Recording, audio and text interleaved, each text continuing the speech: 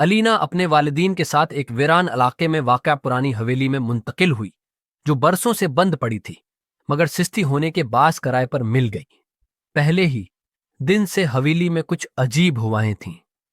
سا احساس ہونے لگا، رات کو چلنے کی آوازیں، بند کمروں سے کسی کے ہنسنے کی آواز، اور سب سے خوفناک وہ سایہ جو صرف آئینے میں نظر آتا اور ہر بار الینا کو گھورتا جیسے وہ اسے جانتا ہو۔